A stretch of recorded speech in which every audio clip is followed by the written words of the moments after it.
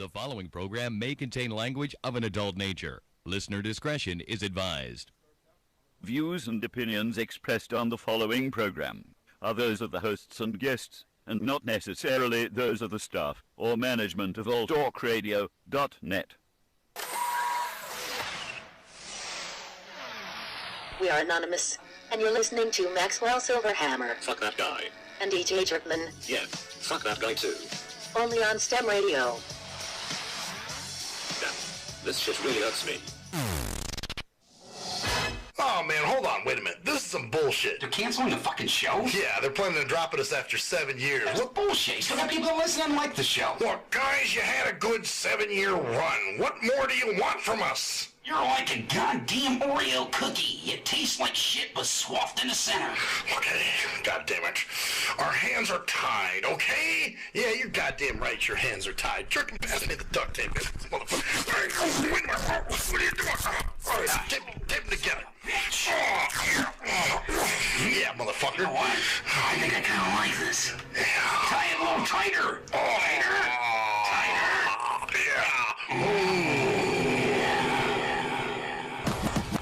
Maxwell Silverhammer, G.J. Jerkman, Cruise Control, and G Motors. I think somebody lit a cigarette. Nope, it's the hottest radio show on the internet. So keep it locked here from 7 to 9. Still radio fan, they ahead of their time. And now it's lesson 1, man, this is lesson 2. No format because they keep it fresh and new. And this is what I call a real show. They tough as hell with a hard edge like a steel top. They campaign like a bass said. So if you mad at them, call in, fuck some hate, man. And if you think that the jocks sound quirky, allow me to introduce you to the shit that irks me. Right, you sons of fucking bitches. Welcome to the shit that fucking cocksucking irks me. I'm Maxwell Silverhammer, and I got VECT back with me. What's going on, man? Fucking shock. I'm shocked. I'm as shocked as you are. All right, let's tell them what happened, man. This is fucking so radically insane, man. It's like I'm on a fucking high. Back when I was like 18, 19, I used to listen to this guy named Be Sick, and I heard he was blind. I'm like, dude, he fucking kills it for a blind dude. And I'm like, fuck, man. That was like some of the first hip-hop I actually listened to, because I didn't listen to a lot of, like, you know, regular Gangstar and shit back then, and, you know, regular hip-hop, the real hip-hop. Right. The fucking bullshit on the radio. And then, you know, one of my ex-friends, he put me on hard, man, because he was all about local talent, especially if, you know, they were doing MC stuff and any hip-hop or rapper and shit, and he showed me yours, and I was like, what the this dude's fucking great, man. Like, it's funny, it's real, it's catchy, it's fucking all the way tight. Like, it was solid. That's hilarious, because we were outside talking, and I said something about doing music, and I was saying, you know, how, like, a lot of people wanted to exploit my blindness and all that type of, and he was like, you know, man, there was this rapper, I don't know what happened to him, man, but he was named Be Sick, and I used to listen to him in the 90s, and I was like, oh, fuck, dude, you're standing right in front of him. This motherfucker right here before me, that's like mind fucking blowing, dude. It was like, that's crazy. That was a strike of lightning of shock, dude. It was nuts. That's why I was like, at first, I'm like, okay, is this real? Is he really talking? And sometimes it takes a second for your mind to register shit. Like, I just heard that. So, like, wait, did he just say, you know, I thought maybe you were going to say, because you said in the late 90s, and we mentioned blindness, so I'm like, okay, is he going to say what I think he's about to say? And sure the fuck enough, man. So, turns out VECT was bumping my shit back in the day. Now I bump VECT shit. Yeah, total reverse, man. It's like I still would listen if I still had it around, because I used to bang that shit like a prostitute. Dude. You will, man. You know what I'm gonna do? I'm gonna actually zip my whole folder of shit for you. So you're gonna have everything, man. Oh yeah, because I want to hear other shit you didn't that you did. I didn't hear. You're gonna have older stuff. You're gonna have newer stuff. Oh, yeah. Fuck, you'll even get some hidden tracks, dude. Fucking nuts. Some stuff that. Matter of fact, I did a song with a guy named Blood Flow out of Michigan. It's called Necronomic Chronic.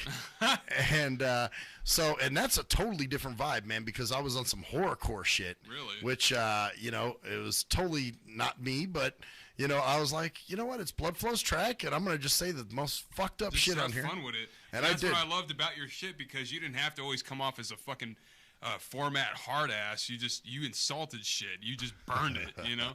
And that was like influential as shit on me, because like I said, I didn't listen to a whole lot of hip hop back then. Yeah. But I was like, you know, that was like one of the first names I remember so well. It solidified me into the hip hop shit. And then you know, I started listening to like Gangstar and just started listening to Big Daddy Kane and shit. You know. So then you start going back once you realize, oh man, I like this music. Because it was mostly just hardcore stuff I listened to around that time. And then, right, everything that was murderous and you know, whether it was Esham or Doomsday, and then Nodus, all of it. Oh yeah. Well, how the fuck could you not like all that stuff?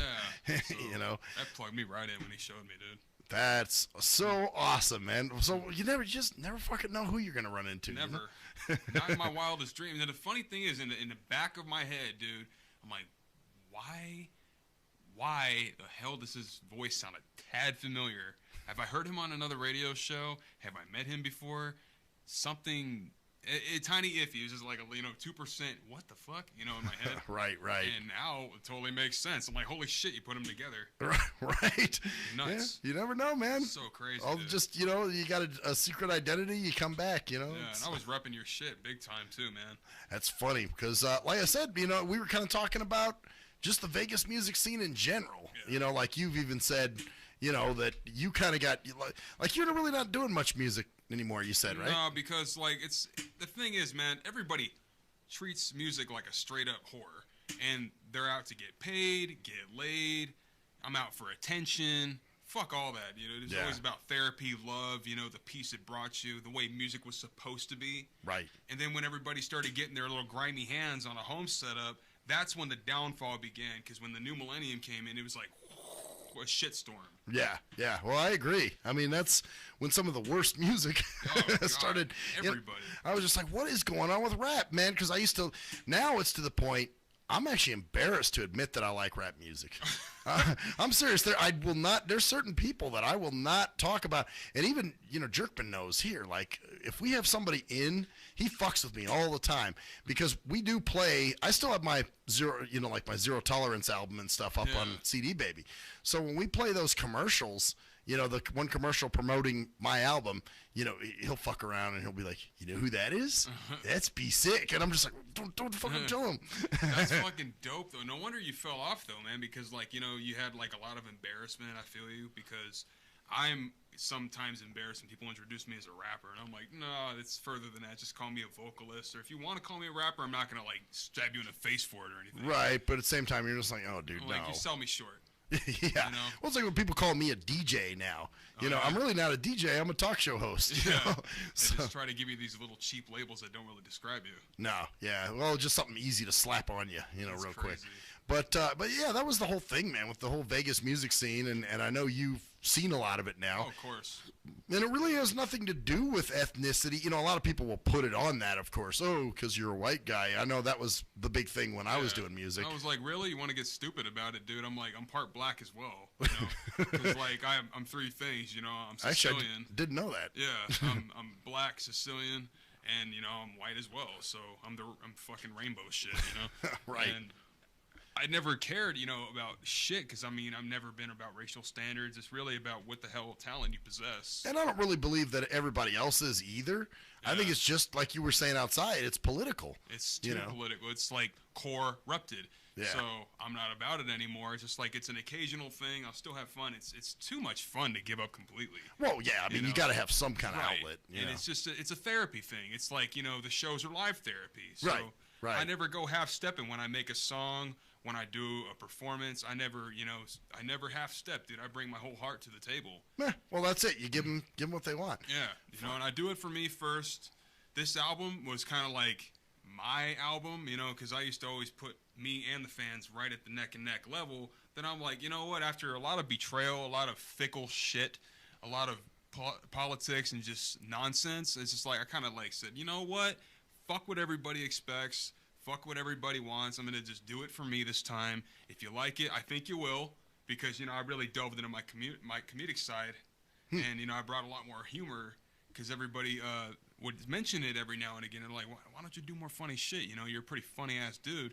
And I was like, oh, because, I got a profound message, and I'm not trying to be like that. I want to be the, like Bone Thugs standards, always serious, never do sex songs. Right. And I was like, dude, what the fuck do I care anymore? I'm just going to have fun with it. Yeah. Well, see, that's how I got, too, because I even had a friend tell me, because for me, for a while, all I did was bitch rhymes. And he was like, dude, why don't you talk about other things? And why don't you? And I was just like, nah. He was like, you say some funny shit. And so that got me to branch out a little bit and start doing intros. And you killed me when I heard that shit. Having all the fun. way through, you'd crack me up. When you put that fucking dude in check who came up to you. Like, hey, man. Hey, bro, dude. Yeah. That was funny. Well, you don't see that, and I wanted to make him a reoccurring character. Yeah. Because that was a lot of the people I was dealing with when I was at UNLV. You're talking about me. That's really fucked up, bro. Bro, it's, but that's like the Friday type guy, and that's who I was dealing with. It's just a lot of bullshitters. I've had too many people just lie to me straight to my face. Well, then you got the other type, the ghetto motherfucker. You know, I didn't even delve into him. Yeah.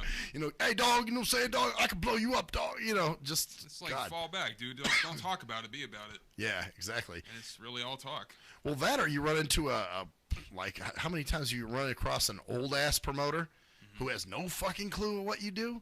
You know, usually it's an old black guy who likes, you know, like he might know of the, you know, the Bar K's or something like that, or, you know, some of the older groups. And then he looks at VECT and he's just like, a white guy trying to do rap. Okay. It's like, okay, that's where you fucked up. Then when they say that, because, you know, I'm like, you don't even know my whole ethnicity background. Right. 2, like it fucking even matters. 3, where the hell, a lot of blacks have dreads. There's a sign. So it was always funny to me. I'm like, if you're going to stereotype, I could totally twist it around your neck. Yeah, exactly. Well, and there was a lot of that, but, you know, just even like you were saying with the Vegas, like people are always scared to do tracks. Like, I'm sure you hit some people up to do tracks. Yeah, I mean, I've always been humble, dude. No matter how much assholes have lied to me, no matter how many people have stabbed me in the back, I've always remained humble because... You know, ego is really a poisonous thing to have when you're doing any type of entertainment. I think that's fucked.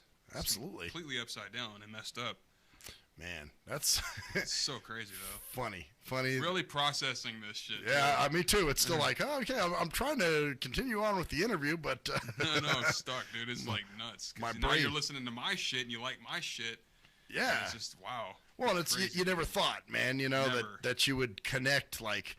Damn, you mean somebody who raps actually was a fan of my shit? Yeah. And, you know, and that was always my big thing because I always wanted just one local rapper to listen to my shit. You know, the guys from Doomsday, they said they did, but they didn't really quote lines or anything. Yeah, and I knew you listened to Portrait of a Villain because, like, you went through, like, a lot of detail. You were telling me shit that was actually there. Oh, so trust me. When I got that Sunday night, when you sent me the link, I went and downloaded everything from your SoundCloud and just sat there and just, like, let it play all the way through. No interruptions. If the phone rang, they got sent to voicemail. And, damn. You know, that's the way I wanted people to do it, too. That's like, you know, just I don't care if you smoke or you don't. I mean, you know, if you're a smoker, this is definitely your album. Oh, yeah. I was always like, you know, take a couple L's to the head as you bump this. I was high the whole album as I made it. So, you know, it was perfect that way. So, you know, when people just sit down head to toe thoroughly, I know they're not bullshitting. Well, that's it. You know, your album was definitely something you got to sit and listen to. Yeah. You know, you can't just fuck around and clean the house. And, you know, some albums you can put on and just let play. Yeah, like a second, third, fourth time you're listening to it. Right. You know, but your first is the most thorough. That's when you need to put your attention into it the most. Well, I don't think I would put your shit on even just doing other stuff anyway. Your stuff is just that kind of music where you got to get wrapped up into it, man. That's you know? what's up. So you can't just be half listening, which I trip out too, man, because you always hear these people having these listening parties. Yeah. You know, I'm thinking in a day and age where nobody listens to shit, you know, how are you going to have a listening party? Yeah, no one even wants to listen. They just want to talk over it. It's like, I understand if you pause at the end of each song. Right. Throw some critique or opinions or some input around and then, you know, continue onward. That's how you should do it, I think. See, that's why I'm smiling because I know I've been there. Hey, man, put my shit on. Okay. And then they're talking the whole fucking time. You're like, God damn it. Did you listen? Like, I don't even understand why the hell we're here. You know, that's what I'd be saying to them. I'm like, if you want to listen, like, on your own time and you just want to bullshit with me, that's fine. But don't tell me you're going to listen when you're not. Yeah. You're like traffic, dude. I just get ran over. Or the worst was taking it to a party. Oh, and they put it on, and of course nobody fucking listens, you know, and it's just playing in the background, and then somebody might, you know, offhandedly, oh, this is you? Yeah. Well, it's pretty good. I want to listen. Or they'll just say, oh, it's pretty good, you know, without even giving it a listen, you know, and you're just like, you didn't hear a fucking thing that was said. Dull flattery. Yeah, and which is worse to me, I think. Oh, I know, it's lying. Yeah. You know, it's straight up. It's bullshit. I mean, like, when I was listening to your shit, man, it was around me all the time. I was like, you know, going to people's houses, bumping the shit out of it when I slept, had it in my place, you know. That's so crazy. Yeah, and then, like, you know, when I heard Fake a Hate on Mine, that was like the best track of the whole album. And I used to like ridiculously listen to that. And I was like fucking spitting it in the mirror, you know, with the air microphone type deal. And then I was starting to write rhymes as well. So it's like, that's when I really started picking it. I was 2001. That's exactly when it was. It wasn't, I know you probably did it earlier than that. Oh, yeah, way earlier. But it was 2001 is when I really got into that album. That's when I found it out. Wow. It was like the anthem, man. That was like 2001 shit, totally. Yeah, 99 is when I actually, well, those tracks were recorded in 97, 96, around that time. So then I got the hard copies made in 99, and you obviously got hooked into it in 2001. Yeah. I just, you know, man, I always was out of the mindset of, man, nobody plays my shit, man. Yeah, I felt the same way 1,000 times over, and then some people actually got me inked on them, and I was like, wow. I guess they do. Yeah, well, that's it. That's why you never fucking know. And I just try to put it out there. Wow. You know what? We should probably jump into a track, though. What first one we got over there? Jerkman, is it Core-Uption? Hold on, he's pulling up the tracks. Oh, Core-Uption. All right. Something for everybody to reflect on. Let's jump into this. This is a good track, man. Talking about what's going on now.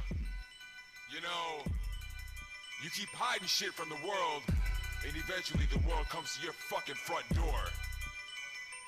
All you pimps should be ashamed if you had shameless, witless, monetarily enslaved, economically depraved. Money owns all you bitches. The real care is your riches, living like indolent, obese pigs. Death to aberration. Your actions are fascist. Most of the masses kissing each other's asses. Accept the facts, prick. Hypocritical laws are not how to fix problems. Claiming you're intelligent, but yet you cause it. Chemicals called medicine, destroying you inside. But slander marijuana, pop your pills, inhale your lines. Stuck in one dimension in your one-sided life. If you try to kill yourself before, I hope you tried twice. Eyes are closed like nighttime, fuck living a fright life. I'm speaking the profound and voracious like zeitgeist. Time for you robots to update your microchip, or learn a harder way when you smash up the shit.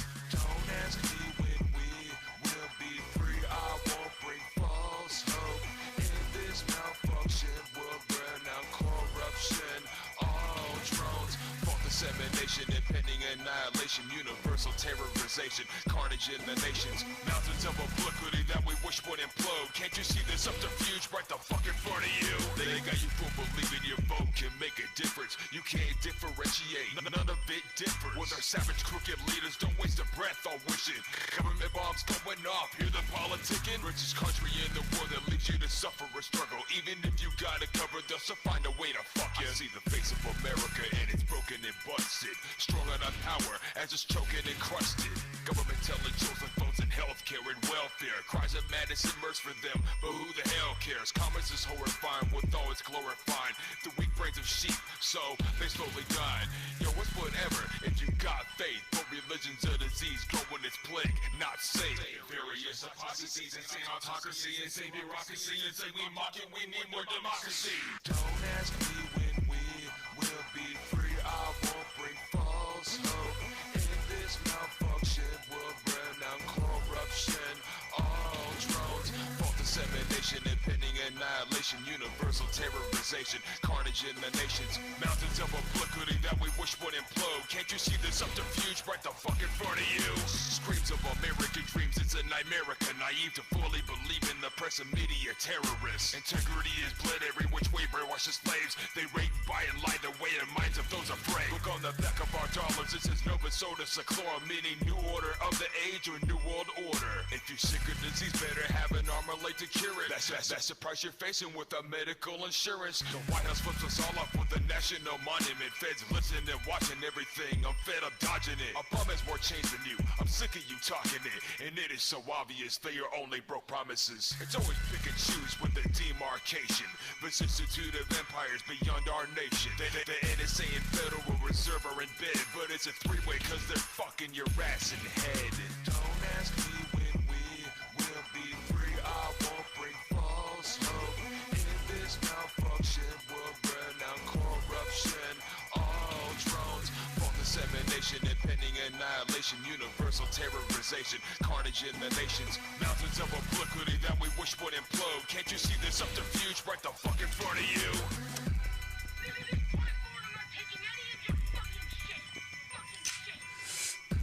I pledge a grievance to the man and the divided face of hypocrisy, and to the injustice for which it stabs one nation under fraud so despicable with disgusting destruction. I just want to get your little Pledge of Allegiance there at the end, man. You know that you did. That was awesome. Yeah, a little flip up there. That was great. I think we should start saying the pledge that way because that's how it really should be said. You know, because I didn't never like that, man. You know, stand up and cross your heart. You don't have to believe in something if you don't believe in it. Right, exactly. You shouldn't be forced to do shit you don't if do. If you're not feeling it, like, you know, learn first. First off, you know, like, I don't even know what the fuck I'm saying. I'm like, you know, 7 years old saying this shit. Right, doesn't make sense. Yeah, and it was incoherent. So I was like, what the I don't want to stand up. I just got up. I went to school. I'm asleep. I used to be the same way. Oh, let's stand for the pledge. And you're just like, oh, fuck you. I'm at my desk. I'm not worried about you. I wake up with this ritual every day. My ritual is to eat food and get my stupid ass here. Yep. So. Wow, man, that's funny. Yeah, no, I had the same shit, man. They make you do the flag salute. And yeah, like, man. It's just it's brainwashed. That's all. Oh, of course. And all I did was just unbrainwash people. I got your mind more dirty. Praise our globalist mentality. Yeah. Man. So now you were telling me a story of like how when you first started really getting into doing music. Oh yeah, I was 19, man. I was really fucked up back then. I was like on some borderline insane shit, you know, like when I was really nutty as my late teens. I mean. And it was like a real dark year, and I was listening to your shit a lot. You know, I don't remember by month, but it was towards the end, you know, and I was like really, really contemplating on some people and doing some insane ass shit that I don't want to go too far with, but right. But it was also the same year, man. I got real serious with music because I started messing with music in like '95. You know, when I was about 12, 13 years old and shit. I didn't take it seriously. It was just an experimental thing. I was more of a listener. I wasn't really an artist back then, but I started playing drums. I started doing guitar, and I sucked on both. I didn't excel. But the one thing I always caught myself doing is just, you know, vocal work. That was always my forte. That was always my really good thing I was accurate at. What kind of stuff were you doing then? Was it metal? It was mostly metal, you know, and I did listen to some rap, you know, but, you know, when you're young, you care too much about what people think. Oh, yeah. So I kind of kept it to myself. You know, I was mostly known for being a metalhead, but I was listening to Bone and Snoop Dogg and Ice Cube. And those were albums you put your headphones on for, right? You know, and that's the stuff that I was like, man, fuck everybody. I don't care anymore, you know? So, like 98, 99, I didn't give a damn what anybody thought. So then you fast forward 2 more years at 2001. I'm 19 years old. You know, I'm suicidal as fuck. So super manic, depressive, go to sleep for like days and just leave your album on repeat. You know? Damn. Yeah. And I was on some twisted shit back then, so I tried to channel it into more written form and just, you know, instead of being about it, just talking about it, you know, going the reverse is what I usually do.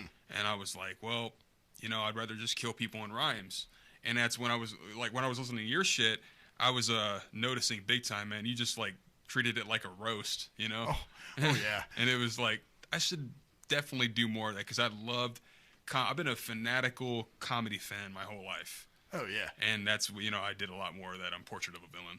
You know, I just really stepped up the ante. Oh yeah. There was a lot of clowning. Oh yeah. Crazy definitely. shit. And it was like, you know, that's one thing I can merit you for.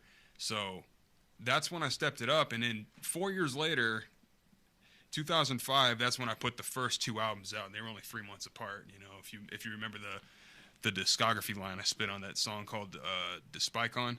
Oh, okay, yeah. Okay.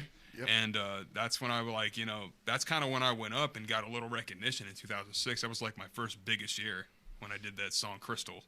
Actually, I'm gonna have to. You know what? I gotta get your back catalog now, man. Yeah. Seriously, you gotta get mine. I gotta get yours. Yeah, well, you got that disc now, so. Oh, that's what's on this disc in my pants. Head to toe, and you got it back and forth. I put the other 2 things on there that could fit, you know, the band and the comic. Dope shit, man. Yeah. Okay. So you could bang it up. Nice. Okay. All right. Cool. So you'll have a little folder now. Yeah. On my hard drive. Definitely. VECT folder. A bunch of videos too. Oh, nice. Yeah. Good shit. Everything. Cool, man. And so this is because I'm like, now I want to check out some of your older shit. Yeah. What do you got? Because I did this piece of shit album. It was it was a total experimental phase. You know how it goes. Oh yeah. And you're really your worst critic. And I did this album. God, I can't believe I'm gonna say the name. Don't ever try to find it. It's terrible. Is it even on this disc? No. No. Oh fuck no. That'd be an abomination to that disc. It was this album called What to Expect, and it was a total crap mixtape. All my albums have been mixtapes. I just don't like to call them that because it really diminishes. Yeah, it does. It's like, oh, it's a mixtape. Oh, it's probably crap. I'm like, no, dude, it's an album. I just don't like to use that last name. It's like a first name without a last name type thing. Right. Although I do like the title, man. Yeah. What to Expect? I thought that was pretty dope. It is, it was pretty cool. I was always big into puns and double entendres, and I was like, well, there was an experimental phase, and it was like 2 winners off that whole piece of shit, dude. It was like such a crap album. I was learning how to rap still. So, the first 2 years, it was like awful. But, I loved it so much, I just kept at it. And I was like, even if I wanted to put the mic down, I can't, because I've been, putting mics to my face since I was 12. Right. So, it was just total fun. That's cool. When you say it was experimental, I mean, was it even hip hop? It was hip hop, yeah. Predominantly, it was mostly, and the majority of the album was hip hop and hardcore rap and some horrorcore, and then I did like 2 metal tracks. I just found like 2 instrumentals, and I'm like, I'm gonna try to do something with this. So got me curious now. Yeah, I mean, it wasn't like a lot of people are like, God, you're so hard on yourself about that album, and I'm like, dude, it was a turd that needed to be flushed. It was terrible. There's a track on Portrait of a Villain. Something, I think the track's called something Villain, or you use some heavy metal drums and guitar. Oh, Despicon. Was that Despicon? It was that discography line I was talking about. It was on the end of side 1. That was the very last song. Yeah, I guess so, because I thought it was called something Villain. Yeah. Well, like, elaborate more, and I could probably pick it up. I'm trying to think. It was right before Core-Uption, I want to say. Oh, really? Yeah. See, I still got to look at my own shit. I want to say it was like track 16 or I'll read 15? the whole discography. I mean, not the discography. That'd be here all night. The track listing? Yeah, I'll read the whole track listing for you, because, it'll ring a bell. Yeah. It was 24. Let me get down there real fast. Right to about 15. Yeah, okay. Let me jump a few Super ahead then. something Villain. The title's dope as fuck. Let me see. There was Sick With It, which was 14. Yep. Despicon 15. Villainous. Villainous, that's the one. Yeah, that was the intro to side 2. Oh, okay, yeah, because you're rapping over. Did you have somebody play those drums and guitar, or what? No, it was when I did that. It was the Despicon track was actually over a Dimmu Borgir instrumental, and like I've done a couple sample instrumentals every now and again. And then when I did the Villainous track, which was the opener for the second side of the album, that was over an Aganoise instrumental. So. But yeah, if those are one of the 2 you're talking about. Because that was the one where I was like, where did he, because it sounded like you actually had somebody come in and play live. Yeah. That's because people are like, you're in a band? And I'm like, I am the fucking band, Where do you record where? It was various, like I've recorded with people, I've recorded alone. It really is about what's convenient, what I was most applicable with at the time. A lot of the time, before I did Vilify, I like to just go get it done somewhere else. Oh, okay. But when Vilify came out, that was number 4 in 2009. I did a lot of that myself. That was when I really got more into mixing and engineering it all myself. I did some tracks at other places, but most of that album I did myself. Yeah, because a lot of, the Portrait of the Villain's very consistent. Yeah. Like it's almost like a story, man. Like how Cube, like a lot of Cube albums were that way. Yeah. Where it was straight. You didn't just listen to a song and turn it off and go, I like that song. We threw that thing on and you're reading the book, so to speak. So that's how I feel this album. And that's rare, man, for a Vegas artist. That's what's up, dude. I appreciate that a lot, man, especially coming from you. Well, you do not see that very often. I love those kind of albums, man. Theme albums? Theme albums, yeah, exactly. Where, everything's kind of mixed together. Yeah. And, it's all kind of a story. Although I noticed you had a lot of instrumental tracks on there, too. Oh, on a Portrait? Yeah. Yeah, I did, like, some of them would just be sitting on a standstill, and I just left it alone and didn't really want to tamper with it. Like, if you listen to the end of Grimson Tears, you're this real somber instrumental start up at the end, and I just kind of let it ride out. Yeah, because you're doing a lot of mixing too. Yeah, So, a lot of blending. That's pretty cool. It's not like you're scratching stuff in necessarily. But, Yeah. You're just bringing it in. And I'm like, wow, man, dude, this is like, it's pretty cool. But me, I love your strength is in your lyrics. I think. Oh, I appreciate that, man. Yeah, lyricist hardcore, big time. I've always been about lyrics. If your lyrics suck, I'm not gonna have that much interest. That's why I've picked up on your shit because it was funny and it was real. Right. It was like the perfect combo. And lyrics, man, like anybody's music. If your lyrics just suck, I'll think less of your music. I might not think it all the way sucks, right? But I just won't like it as much. If your lyrics are just like crap, not fun. Well, whack lyricists are always tough to listen to. Those people.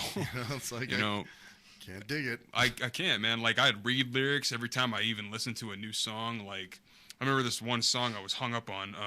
It was during the fall. And it was by this band called In Dying Arms. And they did this song called, oh man, excuse me. It was a song called Second Best, or, no, man, I was like so hung up on it, I can't remember the damn name. Oh, brain fart. It's, let me look for it real fast. I don't know how that is, man. You have a soundtrack for a certain period of time and like. It was Blind to the Truth. Blind to the Truth, huh? That's the name of the song. That's funny because I have a track called "Blind to the Facts" on Mr. Zero Tolerance, which you're gonna get. Yeah, that's sick. So be sick. So badass. Go home and zip all that shit for you, man. That's mind blowing. Yeah, you're gonna have a lot to listen to. Let's put it that way. Oh yeah. But dude, that's what was the thing we were on though? Oh, you said so the song that was really big for you for a while. Oh yeah, In yours? Dying Arms. No. Okay. In Dying Arms, yeah. It was Blind to the Truth, and I was like, damn. When I read, if I can get moved that much off a song to where I repeat the shit, you know what I'm saying? Like with your stuff, right? Like when I was like that into it, I will burn it out. I will just burn your shit out. I will repeat the hell. I don't care if anybody's like, shut up, stop playing a damn song. You get a fist in the mouth telling me to stop listening to something that's tight, Well, you know that it's dope because I've got so much music anyway, so of, different artists and whatever. So my collection's pretty vast, but if there's something that I keep pulling out and listening to every day or sometimes you listen to it twice a day, know it's good, You wear it like clothing. Yeah, exactly. Just like, man, I'm going to run this shit into the ground. Yep. And then you memorize the shit out of it. That's what I noticed, like, with a lot of Juggalo music, though, too. I mean, some of those guys, they're not that good lyrically. Dude, they're such biters, man. Like, they just don't know how to be any bit original. Like, I'm not saying every single one of them. No. But I'm just saying, a majority of them, they're, like, total wannabe psychopathic, and they're just carbon copies. Yeah. Oh, lame. yeah. Lame as fuck. What was that? A song. Jerkman's over there fucking around with something. But I came out of the scene and I'm just kind of like mostly retired at this point, without the money. Right. And it was always about therapy because everybody rapes the shit out of music. It's such nonsense nowadays. So I didn't want to be a part of it anymore. And it's always going to be therapy and love and fun. Right. And that's it. I don't have to prosper off this. That's what's funny. So many people think, I had a guy, matter of fact, I had a dude the other day take a shot at me and say, well, you didn't profit off either endeavor that you did or something like that. And I was just like, you know what, dude, it's not about that. You never intended to. Yeah, exactly. For me, it's for fun. It's an outlet, really. I never came into this shit to be an avaricious scumbag. I never tried to get laid, get paid, get attention. It was just, hey, man, I wanted to change lives. This is back, when I was delusional, thinking I could change the world with my music. Right. And that's horseshit because this world is too ignorant to embrace something that's real and profound and intellectual and just all the way there for you. It's just, it's not for everybody, and I'm definitely not for everybody. Don't play my shit to your kids. Well, that's it. That's when you know that somebody doesn't know what they're doing. Yeah. So. I mean, it's a little irresponsible thing to do. I'm flattered if anybody does, but right. They're not at the right age. I'm like a rated R version. Yeah, it's kind of like okay. Well, I remember. You ever heard of a dude named Daniel Jordan? No. Okay, I've had him on the show, and he's done some stuff with Esham. I think he was on Real Life Productions for a while, and he was saying something one day. He's like, "Yeah, my mom set it up so I could perform it somebody's birthday party or something. And I'm like, oh, fuck. This is, and that's the thing, too, man. Like, how do your parents take your music? Oh, mine? Yeah. They respect it. They don't really listen to it. It's a little too harsh for them. Okay. And they're not, that modern with music. They keep it pretty old school. That's kind of how I am nowadays because I don't really listen to a lot of music. And I'm a massive Slipknot fan and have been. I have a tat, like, right at the end of my wrist. Oh, shit. Arm. And I don't even listen to the new one. I'm not that interested. Right. I'm so desensitized of new music. I'm just not that interested anymore. But my parents have always been supportive. They're like, no. I'm like, no. Well, at least they know what it is. Yeah. I mean, like my sister supports it. My parents support it. That's what's up. But, when it comes to them regularly listening, nah, dude, that's not their thing. That's funny. Now, I know my dad used to drive around playing my shit, though. That's tight. That was funny. Yeah, that was pretty cool. My mom was listening, like, more heavily because if you listen to the first album, dude, like, it was really mostly gothic hip-hop type shit. It was real, like... Almost deep, abstract, huh? Real deep. Oh, okay. Real deep, like, real melodic and real depressings, Oh, It was like, I'm not gonna lie to you, it was the Book of Pain. Hmm. So I was, like, trying to just get as real as I could with that album. That was my first one, Isolated Incidents. Wow. So, when I did that, my mom was a little more supportive than, when I kicked it up a few notches and started going more into anti-Christianity stuff, and she's like, it's my mom's Mormon. See, my mom never listened to any of my... I mean, she knew what I did, but didn't really... she was supportive, obviously, but just didn't really care. She was like... Yeah. She had an album I gave her, but she never even took the shrink wrap off. Oh, shit. Yeah. Now, my dad, like I said, he drove around playing it, so, I mean, that was... My dad was always, like... so one-dimensional when he heard my stuff. He's like, you hate the fucking world. It's so bitter. And I'm like, welcome to the realistic views of me, man. So. Actually, I'll tell you a quick funny story. There was and I know this is really supposed to be your interview, man. I apologize. But I had a guy, actually, he's now an ex-police officer. But he's my uncle-in-law, I guess you would call it. He's my stepmom's brother-in-law. So I don't know what the fuck that would make him. Just family, I guess. He's family, yeah. Anyway, he's an ex-police officer, and my stepbrother wanted to use my dad's car for prom. So my dad said, okay, fine, you can use the car. Well, I guess my dad left the album in there, and it was my Hazardous to the Hose album.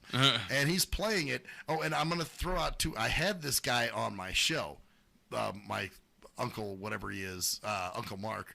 And I had him on a couple years ago just talking about how it was being a police officer and some of the shit that he ran up against and whatever.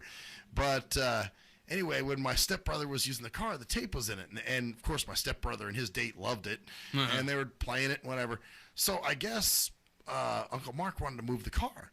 So he said, hey, give me the keys. I want to go move the car. So he gets in and that tape is playing. It was my album. And he goes nuts. He pulls it out, brings it in and goes, is this what you're listening to? And he puts it under his boot and smashes it. Oh, ouch. Yeah, man, I was always like, I had a lot of fickle fans, and they've turned on me. Because the thing is, I was always a type of dude who overappreciated his fans as opposed to people who underappreciate their fans. Actually, that can be a mistake. It does. You get too friendly with them. You don't want to be too friendly, like you just said, because you want to just kind of keep them at fans, and you don't really want to progress. I mean, if you get tight with them on a fan base, that's cool, but then some try to cross the border, and I'm like, no, you're kind of a border jumper. I don't want to do that anymore, Right. And I made too many exceptions, and they're, oh, well, now that I know you, I'm not, well, then you were never down, dude. So, fuck you. Really, you're doing me a favor, repudiating me and not listening to me anymore, because I don't need fake piece of shit in my mix. It's not about it. Yeah, I let these kids come over one time, and they tried to steal some shit. Damn. I actually caught them doing it. It was kind of funny because they were looking through my CDs, and all of a sudden, I have a photographic memory, so I know exactly where shit is in my CD case. I'm like, hey, wait a minute, man. Where is this CD? And he was like, oh, I got it over here, man. And I'm like thinking, this motherfucker tried to steal from me. Yeah. So, yeah, dude, it's you never want to cross that boundary, and unfortunately. That's another reason it's like, don't ever mistake me for being like an egotistical dick just because I don't really want to engage a lot of conversation with you. Just got to protect yourself, man. Yeah, it really is, man, because I'm not trying to indulge every person heavily because sometimes they go into some bullshit and they'll just turn on you.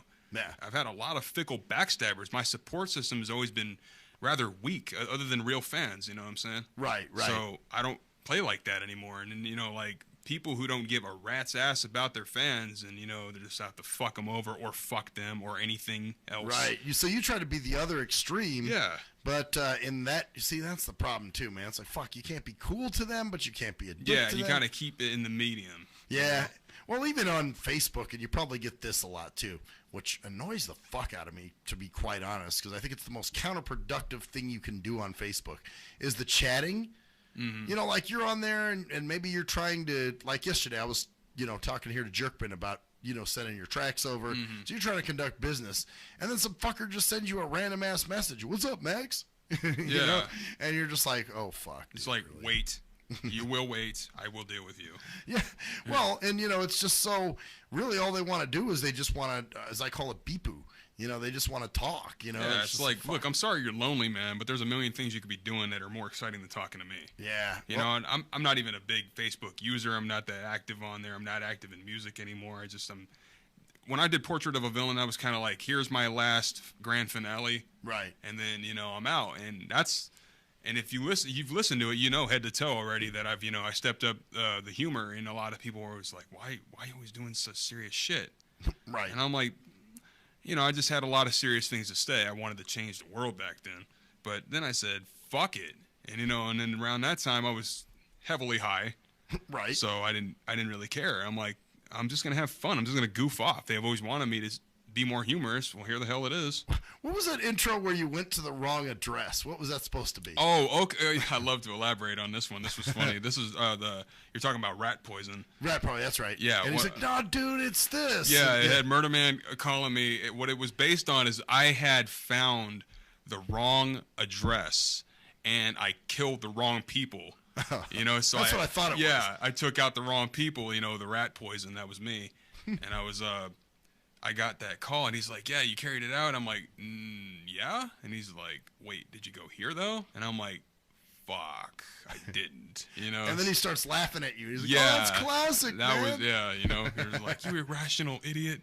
You know, and I was like, I'm just going by what you tell. I was like, thanks for the clarification, finally. You know. Well, but the way you said it, you were like, thanks for the clarification. Yeah, thanks for the clarifying, you know. Yeah. I can't repeat it verbatim, but yeah. Right, it was very, you know, you weren't angry or anything or fired up, but I you was just like, what the hell, you know? Because, you know, shit like that has happened in, you know, gangster shit, dude. Oh, yeah, you get the wrong address. And you wipe out the wrong folks. So it was just really fun for me, man. That was like my 7th final sin. Damn. Well, speaking of humorous tracks, man, I like this track. Oh, hell no to hell cell phones. No to cell phones, Yeah. man. Cell phones can be a fucking pain in the ass sometimes. They could eat a dick. And we're so dependent on them. Oh, I hate to be. That's you know? what the bitch is. And that's the bitter joke is that I have one now. Oh. And at the end of the song, you know, you hear me answering it because I was like, oh, look what I conform to. I like that line in there where you say, not in that particular song, but you said something about, I wish my phone would just jump out the window or something. Oh, I know. You make it want to grow legs and just jump out the window itself. Right. So, but no, believe me, for the longest time, I was like, I don't want a cell phone. I don't want a cell phone. I'm sticking with the landline. This is what I'm doing. And finally, man, I don't really even know what made me just become so dick-ridative to my cell phone. It's just one of those things where the hype catches, you know, like a tidal wave. You just get caught up. Yeah, well, you kind of need it, man. It is. I mean, you know, I kind of needed it to get here. Yeah. So, you know, it sucks. But when you don't need to, stay the hell off them, especially if you're chilling with homies, man. Oh, yeah. Oh, God. And people are just sitting there texting and fucking I'm like, off. hey, I'm still here. Yeah, well, you know, and you saw I don't use a smartphone. I still use a flip phone. Yeah, so, I was like, he's still living in the past a bit. That's cool. Hey, that's, you know, that's what works for me, man. I like the flip phone. You don't need extensive, glammed out shit. No, keep it basic. That's it. I just want to make calls and text. That's it. That's all I'm trying to do. Here's all I can say is just hell no to cell phones. Hell no to the fucking cell phone. So here. Yeah, no, I really like this. This track strikes a very this was personal chord with me, I think. This was fun. So we're gonna jump into that and tell the cell phone that can blow a nut. That's actually they're necessary evil, unfortunately. So here we go. Fuck these things, all of them. Don't trust these things, all are damned. Fuck these things, all of them. Don't trust these things, all are damned. I'm cursing these verses, this piece of shit's worthless. I'm about to field goal kick this fucking thing. Curses, they make the simplest things into something so hard it's bogus as battery all acting like it won't charge. Stop correcting me, you smug ass wipe, write it down. Won't let me like I'm Fletcher and this is liar, liar now. This endless shit, restrictions like censorship. Fuck the censorship, send the message, bitch. Whoa! I want to tell you about the church. Hey, where you at? You need a boost, Frylock? The Boost Mobile. That's the boost you need. Where you at, dog? Who's this? What? Oh, him! Oh, this is the Boost Mobile phone. Technology is so faulty, it fries and I'm so salty. Free wireless ain't no Wi-Fi. Why the shit do I try? I regret you like marriage. This thing is sure failing. So there's no sense like Sarah Palin crashing, derailing. They keep telling me that get a cell phone. I snap it with my reply. Fuck that, hell no. They keep telling me that get a cell phone. I snap it with my reply. Fuck that, hell no. I know it's a phone, damn it, but it's pushing me, dog. This explains the nightmares I have about Steve Jobs. Yes, real talk, he chases me, explaining models, and I beg him to please shut up and stop. I'm screaming like Chris Farley, you idiot, you fuck. Anger issues, I blame this machine, that's worth $2. Can't even get a connection to pay all this money for this. I was in the middle of a voicemail, stupid thing you start me over, rude bitch. Too much power in technology, it'll turn against us. Any brilliant solutions when they take over, we're then fucked. Fuck a 3, 4, 5S. ABC, down to the XYZs. No, you can't find me running like dog shit or not at all in a different vicinity. So that R stands for retard. Yeah, keep on bullshitting me. Everyone's heads are up, the phone's cunts. Jackass, slaves, chuck it at the wall, give it to my dog for a thrash to hear Maggie. May. Somebody took my number and called Afghanistan. Afghanistan? I don't know nobody in Afghanistan. I don't know what fucking Afghanistan look like. And even if I did, I would not talk to that Afghan ass for 3 hours. This son of a bitch blacked out.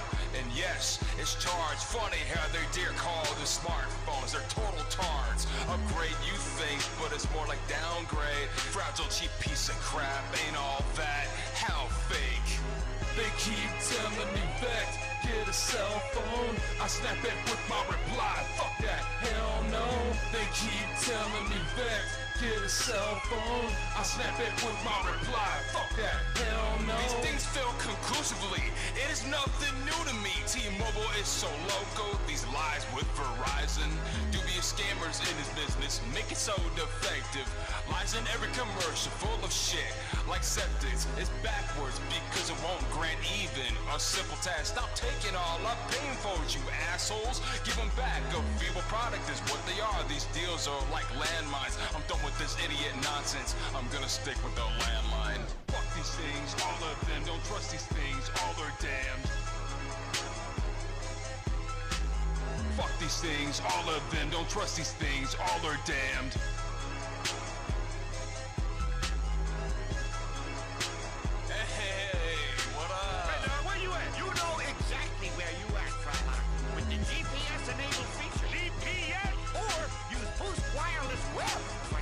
The R stands for retard. Roaming retard. Please stop bullshitting me.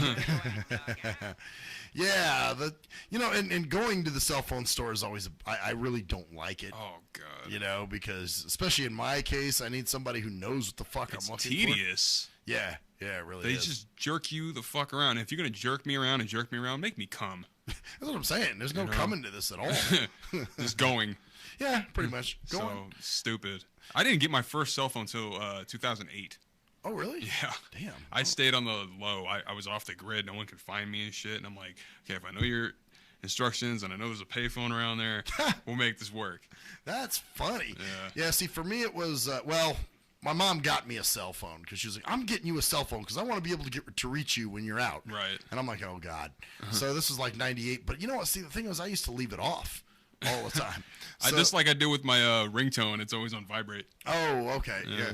But yeah, I would leave the thing off, and I will only turn it on when I need it. Right. And then of course I might have a voicemail or 2 or 3 or 4 or 15. Yeah, exactly. So I'd always do that. People are always like, "Why don't you turn your phone on?" I'm like, "Cause I don't want to run the battery down." And remember back then batteries were so shitty. You know, I mean, you could use the thing for, you know, maybe 8 hours and then it goes dead on you. Yeah, it was landlines too. It sucked because like I had this personal back in, you know, the dark days, 2001. I had a personal landline. It was like a cell. You couldn't bring it anywhere. But, you know, like I remember living out east for like 3 months. I was living in Michigan. And that fucking battery totally toasted out on me, dude, when I was gone. It was like it overheated. Is that how you guys met, you know, all that? Because I noticed like you got a few tracks with Rooney Moon. How did that hook up? Oh, Renee Moon, she was. Oh, it's yeah, it's okay. Jaws pronounces it Rooney. Yeah, Renee. Yeah, Renee. she's dope, man. She's like really, really nice. She's really humble.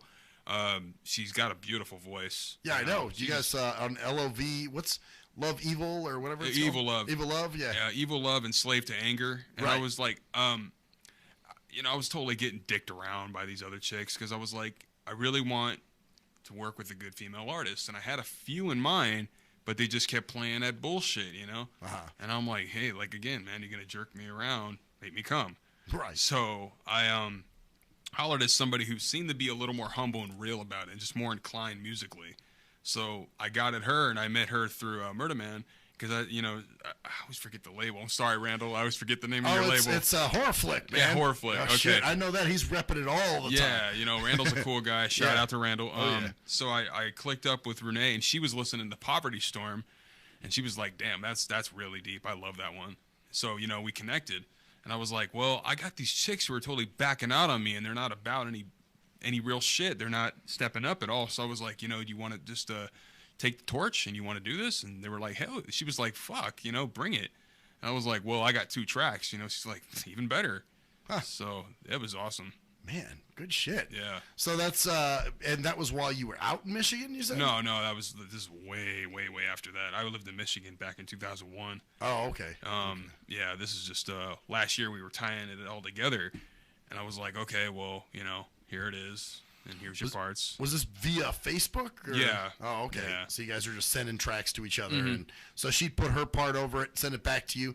That is the one cool thing, man. Now where Right. you can really start working with people, you know, way across the fucking Right. world. That's what, you know, one of the few pros, because there's a lot more cons. Oh yeah. You know, Yeah. but it was one of those always pros, and I always try to never really stamp my price tag on my music, because I was like, dude, it's not about that shit. It never has been. The hard copies, the press copies, is the only thing I really want, and I gave too much of those away. So I made a lot of bad investments in this shit too. So it's like, God, yes. You know, it was like you wear your heart not only on your sleeve. I wore mine in my fucking palm, and it was too much. I was like, damn, I'm just too damn nice, you know, because I was so flattered, and I was like, man, this is such a, you know, I was being praised. Well, anytime somebody did attempt to show you some love, I know it was like, okay, I'm gonna just hold on to that person. Then eventually I went, enough. Fuck you. Yep. You're gone. Enough. I said, you know what? I'm not going to care as much as I used to anymore. I'm just too jaded. I'm too desensitized. But when people put their ink on me to this day, I'm still like, holy shit, you know, that's mind blowing. That's why you never fucking know. You know? I know, dude. And every time I felt underestimated.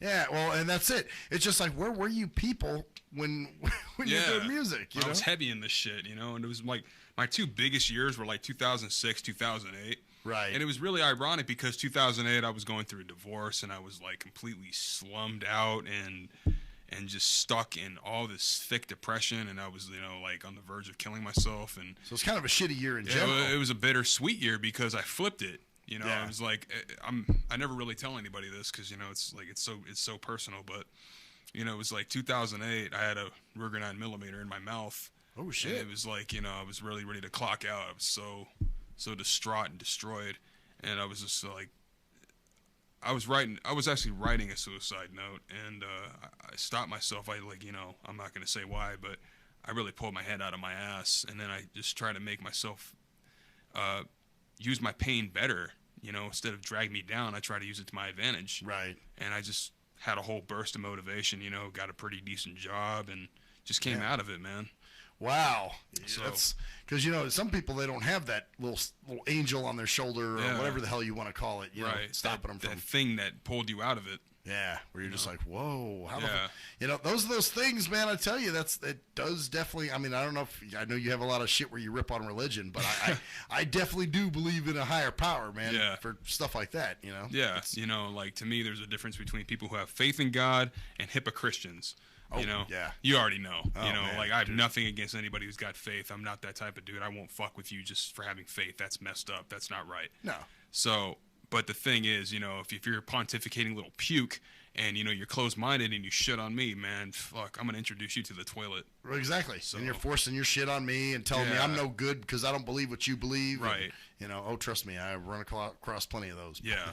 So there's nothing I have against people who have faith. You know, like I completely respect you as long as you act accordingly. Because people who have faith, you know, they're generally people who are reserved. They don't judge. They keep it to themselves.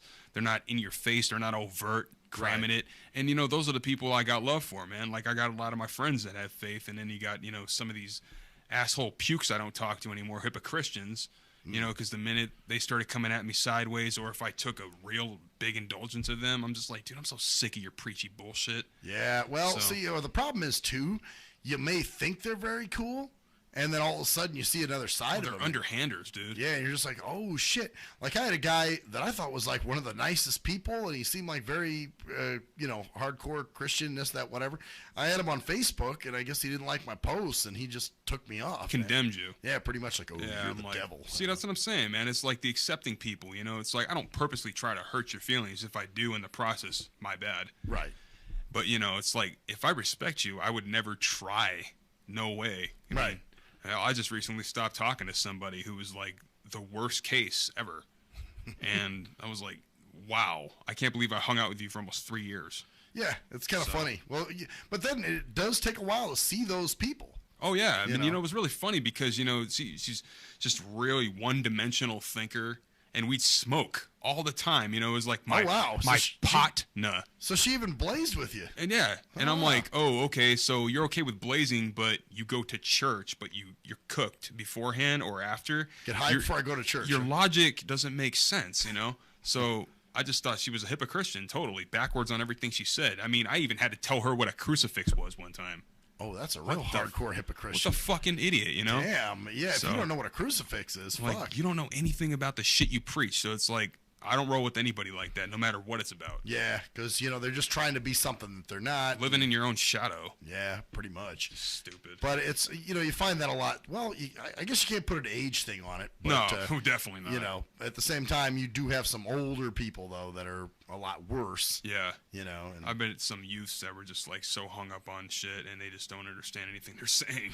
Yeah, they just spew it out. And yeah. You're just like, man, are you serious? No. Well, I love the thug gangster rapper who all of a sudden is, you know, giving glory to God. Born again. Yeah, or something. Those types. Well, these are the guys, you know, there's one guy on my Facebook that does that shit. You know, 1 minute it's, you know, fuck these cracker motherfuckers, blah, blah, blah, blah. Yeah, and the next minute it's, oh, glory be to God and my Lord in heaven and my Savior. And I'm just like, what the fuck? Well, if there is a real caring God, you know, which I don't believe in God, but the thing is, if there is, you know, I'm pretty sure it doesn't want you to be a racist shithead. Right. You know, I mean, I have a whole different perception. I'm agnostic. Yeah, me too. You know, I take in. But that means you do believe in something, a higher like, power. You know, I don't really believe in it. I think it's kind of preposterous to believe in it. But the thing is, I never rule it out because I don't live in another life. I don't have any conception of death. I'm not dead. Right. So I don't know what there is. I don't think there is anything. But 90% of me thinks, yeah, if there is a God, he's fucked up. You know, like there's a real malevolent shithead that you're believing in, and I just don't believe it because it's, you know, it's ridiculous to me. But like I said, I don't shit on anybody who has faith. It's silly to me, but I'm not going to condemn you for it. Right. You know, like me, I'm agnostic. I do believe in God. You know, but you know, that's my thing. It's a higher power, and actually, if anything, I think God has a sense of humor. Yeah, you know? I mean, if there is, I mean, probably, dude, because, you know, I think if there is a God, I think it's malevolent. You know, so I think there is a God, he's really fucking twisted. He can be. You know, and I don't know, and that's another thing they lump me, because, you know, I'm a big supporter of LaVeyan Satanism, and there's a difference between theistic and atheistic. You know, there's traditional devil worship, you know, the reverse Christians, if you want. Right. And then you have LaVeyans, who are basically atheists, but, you know, they just take the guidelines of what LaVey provided and they use it for good, you know? So, in other words, it's living a certain way. It's not praying to a certain... No, they don't believe in a higher God, or, you know, or you need to worship it or anything. Or sacrifice cats. No, or, that's traditional devil worship. That's stupid. I don't believe in that. Like... Right. Some of those Satanists are cool, but when they take it that far, I'm like, wow. Well, they're just as fucking bad. Exactly. They're reverse Christians. Yeah, they really are. There's one guy I got into it with, actually, when I first started doing the show, and he was one of these coattailing dudes who wanted to be a part of it and did an intro for us, or did a commercial or something, and we didn't like it, and we're like, hey, could you redo it? Well, he took it all out of context, and next thing you know, he's sending his little Satanist fucking minions, you know, to message us. And that's what I'm saying. It's just like a reversal, and I don't believe in that either. I think that's preposterous nonsense as well. And the third thing I also really respect is Buddhism. Oh yeah, you know, because those guys are so strong emotionally. They don't let desire blind them. Right. They're so like independent on their own selves. They're like they're truly their own God. Yeah. You know, but even though they do pray to something. Yeah, they give it to Buddha, and I'm like, yeah, I don't agree with that part, but, you know, I don't worship LaVey either. I'm not on his fucking jock. There's a lot I disagreed with. I read his books, and I'm like, what? You know, and I was like, damn, dude, you know, like 70% of the shit he said, I was like, right on. Well, it's like anything. Like when you're, you know, people that you know, like you used a clip from Alex Jones, actually, on one of your songs. Exactly. And, you know, a lot of what he says, I agree with, you know, to a degree, but at the same time, he's not Jesus. To a degree. And I know some people that just hang on every single word that comes out of the... That's impressionable. Yeah. Well, it's my brother's that way. Oh, everything the guy says is you know, the Bible, and it's just like, dude, come on, man. Start thinking. Get your own mind, man. Start thinking for yourself. That's what I'm saying. It's like you're so one-sided. How the hell are you going to learn anything in your whole life if you're going to, like, base it off one thing all the time? Well, it's sad, too, because you can find really smart people that do behave in that manner. You know? So puerile. Hell yeah. Juicy fruit. Gonna chew some. Oh, shit. Is there some? No, actually, just scarfed it, bro. I'm thinking, like, I need some gum. Oh, shit, my bad. Because I got this taste in my mouth. I got that one piece left. Tonguing someone's colon. So, shit. Well, speaking of religion, maybe we should jump into religious bitches. Yeah, you know, this is definitely for the hip of Christians right here. Oh, you know? yeah. This is not for people who have faith. You guys got villain love all day for me, but fuck you religionized bastards. Here comes the hip of Christian that comes to your front door and tells you you ain't shit.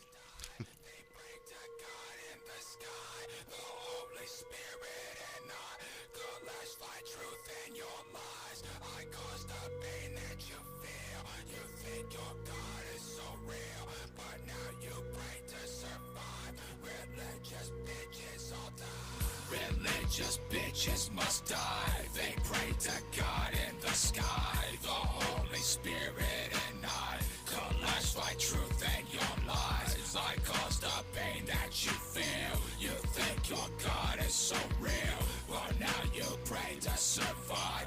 Religious bitches all die. You think I give a flying fuck about a dead nun? I put her corpse in the trunk and bump the funk. I pull her body out 10 days in the heat. Her rotting cunt smelling sweet like dead meat. I wanna cut up that Christian incisions, mutilate religion, new visions. Fuck a dead bitch, fuck a dead nun. Fuck the virgin ass Mary, give me head, what? I got this motherfucker locked down. I put my dick in her mouth, throw the holy Bible to the ground. I burn it up now, page by page. She loves my dick, screaming God in vain. I'm kinda feeding for the flavor of a Baptist. Fuck a rat bitch, Christ and Catholic. Say goodbye to the God that you pray to, cause you'll be screaming my name when I rape you. Religious bitches must die. They pray to God in the sky, the Holy Spirit and I classify truth and your lies. I cause the pain that you feel. You think your God is so real, well now you pray to survive. Religious bitches all die. I hear a knock at the door, now it's time for more. A little Baptist handing out religious form. holy message and the word of God. Crucifixion around her neck, this bitch is looking hot. So I invited her in to discuss my sins. I told her about the murder rape I committed again. I told her about the bloody guts and mutilated sluts. I told her how I wanted to fuck her religious cunt. She's so pure, virgin white dress for VECT. I took a look at her breast, rape in progress. I bashed her motherfucking head against the kitchen floor. I grabbed the bread knife and started cutting her up slow. The first thing to go, her fucking crucifix. I broke it and threw it and still I rammed it in her clit. Then I clenched my hand tightly over her mouth. Religious bitches suck dick, I'm your god now.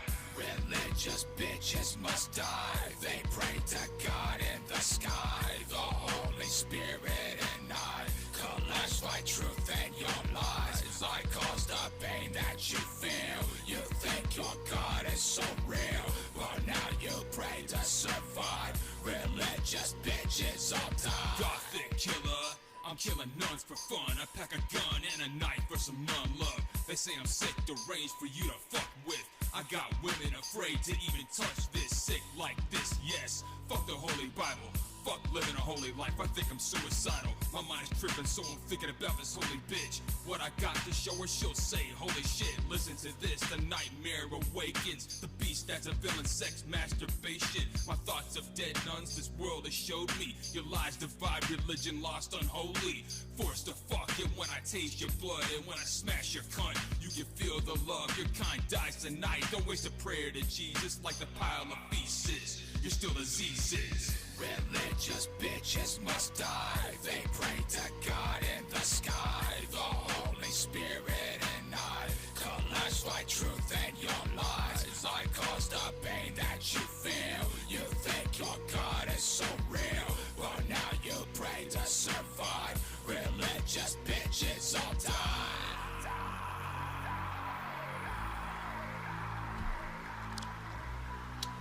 Oh yeah. Religious bitches. Yeah, man, you know, I went like really hard on those type of songs with Vilify and the Archives Volume 2.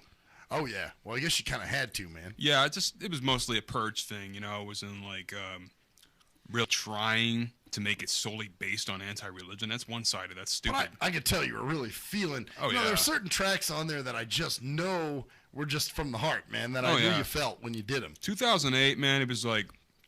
I was really super anti-Christian that year, and then I just started to relax, and I was like, okay, I got it out of me. I'm chill, you know. So was that done at the time in 2008? Yeah, that particular song. Yep. It was a KGB cover. Oh, you know? Okay. That's the thing. A lot of people were like, oh, where'd you fucking come up with that? And I'm like, it's not mine. Huh. You know, I just did it as a tribute and dedication to him when I did Strictly for the Wicked. I did that in 2009. I was out in Michigan, you know. So you actually performed out of Vegas a little bit, too. I've went to Michigan. I've been in Arizona. I went to Colorado a handful of times. Yeah. Some other places I can really think of. I did a show in Ohio once. I played a fucking Amish bar. Oh, that was funny. How was that, That was dry. Not a big turnout, but it was fun, you know. Who finds these shows? I mean, you know what I'm saying? Like, so really you were spending money. To just lose the money, you know. Right, to get recognition. It was gratuitous. Yeah. Wow, man. And I made a lot of bad investments, like I said. That's fucked up. So here it is. You go all the way to Ohio.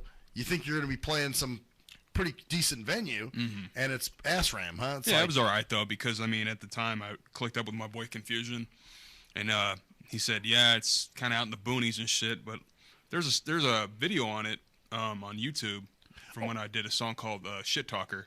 Oh, okay. And it's on there from that bar. Yeah. You know, God, the thing I miss with live performances that I don't get to see is like some of the facial expressions, because I would love to just see how dude, you I was received. knocking wigs back at that show. They were like, what the fuck? You know, because like you see a dude in corpse paint doing rap that's horrorcore. You're like, whoa. Especially in a bar. Yeah, at a bar. And then I also did Ghetto Insanity with Confusion. He was on the song, and we had fun, dude. Who else played? I mean, who else was playing that night? Tony Sinister was on there, and then like a handful of people. I don't remember their name. Oh, okay, but at least there were other people. Yeah, there was other folks there. Yeah. Okay, so it's not just you walking in going, yeah. all right, I'm I'm here mic. to do a show by myself. Yeah.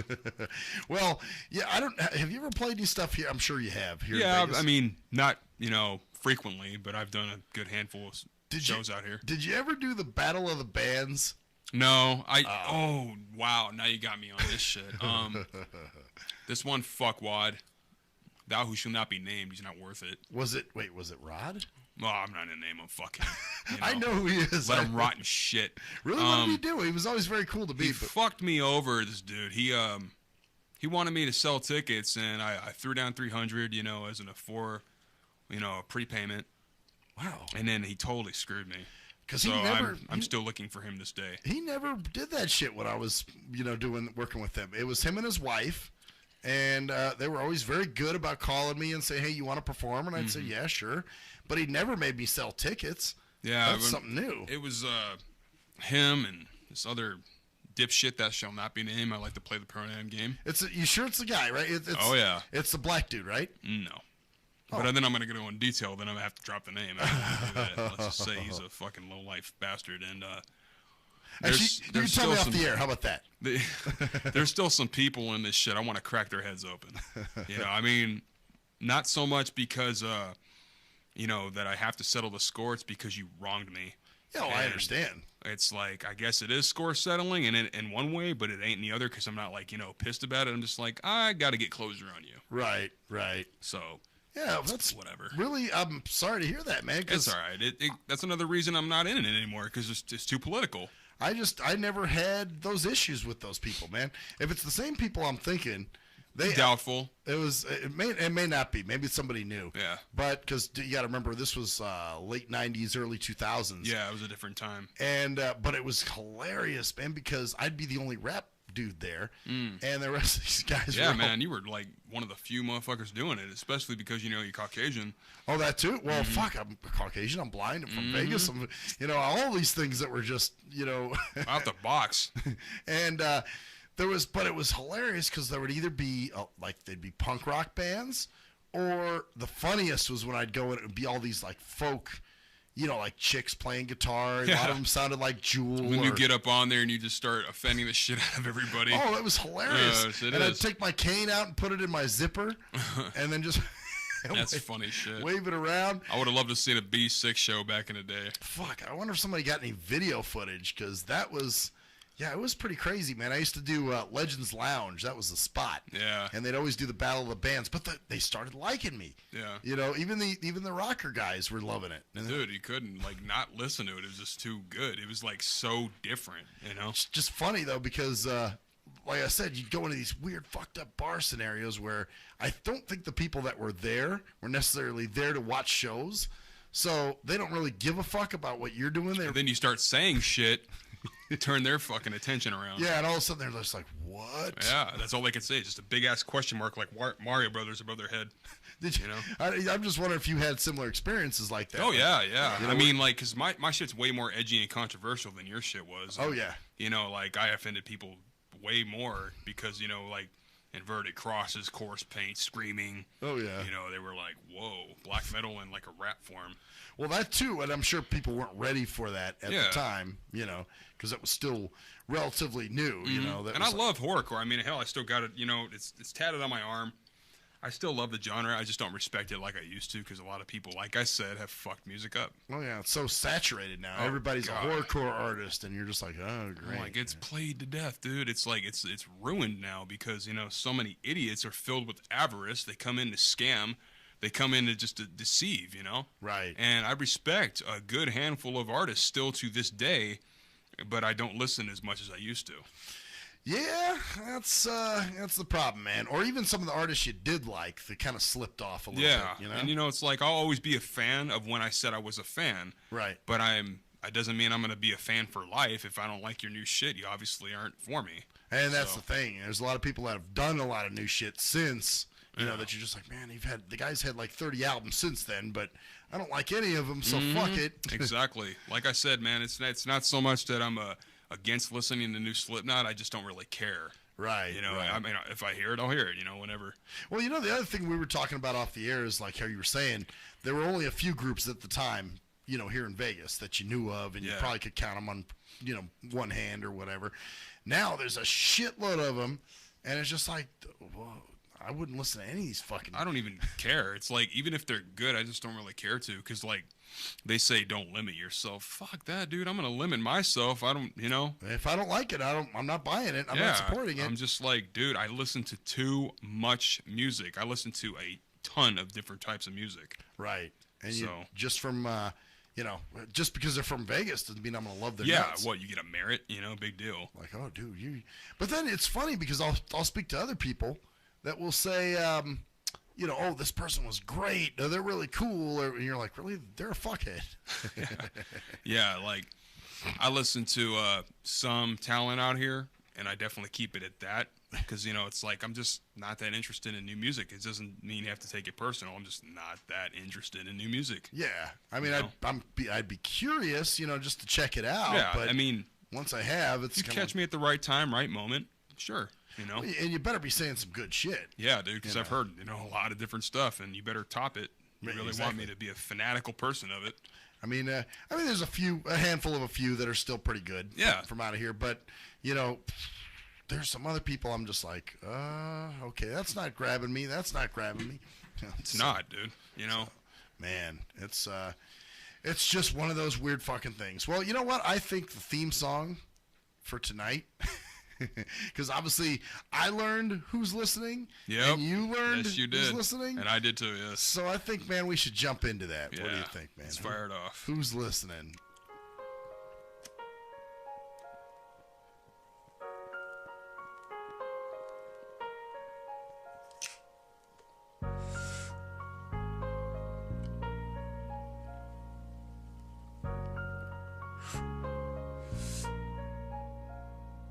Keep losing myself, but I find myself trying, dead or inside, but somehow I keep dying. She knows who she is, she keeps me smiling. Warmth she provides, I try but can't hide it. Most of the time I'm froze, I can hardly cry. Let the water rise through my darkened eyes. Most fans come and go, but real infectious posts. Most get too personal, they repudiate it, tensely shows. People live blindly, not wanting me to see life for what it really is. The joke's on them till they're really pissed. I'm writing shit down, steady rapping on the mic, thinking of people listening or telling me that they might. Working on composure to get exposure, walk off with the night. When I'm on the track, I open up and aim at the light. You think that's right? Hell no, what is wrong? See, we don't know right from wrong, that's why this world is gone. A lot of citizens don't have a place to call home. That's why I'm staying strong, so I can do it on my own. Peep it out, take a listen, do whatever makes you happy. You're the reason why I'm still standing in this game rapping. Do a lot of hearing, but are you really listening? But are you listening or just blindly diss it? This is what it is, and this is what it isn't. Who's listening? Who's listening? You ain't listening, admit it, then I forget it and read it. Move on with it, man, I'm not naive, I see through your pretenses. Tell me lies, tell me sweet little lies. It proves I ain't with it, true time to get it. I'm on the edge of insanity, I don't know how to hold it. People are good salesmen, I don't buy their bullshit. Stay high as a kite, nah man, hella higher. Call me your highness, aka sire. Call me diligent, cause I do it diligently. My mind's a bad neighborhood, always a killing in me. People with their faith pretending better days in every way. Like a shitty movie, fuck off and let it fade. You think I'm lying? Ask my friend Polly is in polygraph. Ignorance is bliss whenever the folly crash. They got my eyes rolling like a pair of dice. I guess I specialize in a nightmarish life. I'm peeping out these other artists, just seeing what's up. 100 plays on a shitty track, you fucking suck. Rolling with these teenagers and fake bitches, they take stitches just for a fucking nut up in their butt. Why you hound dogging other rappers, man? You been bandwagon riding ever since your bitch ass began. Who's listening to my music, and that's the real question. Real fucking fans, my talent is a blessing. You can hear in every song my flows are progressive. I'm steady on my grind while you other rappers stressing. Take a damn seat so you can learn a fucking lesson. When I'm ripping up the beat, you know it's me, ain't no second guessing. Critics always say you gotta get put on to get known. Well, fuck that shit, I can do it all alone. If you stepping on my path, then get ready for the chrome.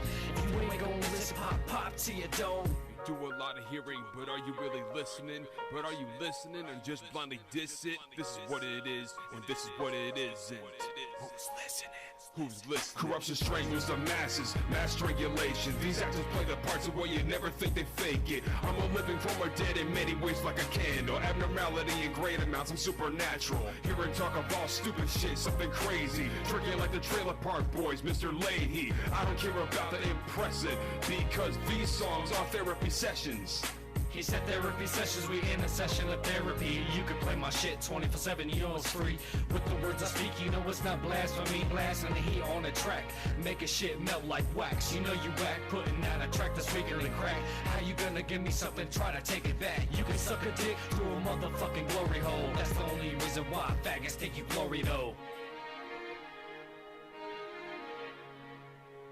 Yeah, shout out to Scott. Yeah. We're just talking about Psycho from Insane Poetry. Shout out to my dude. Because I've actually, I've had him on the show. That's sick. And that's a long outro there.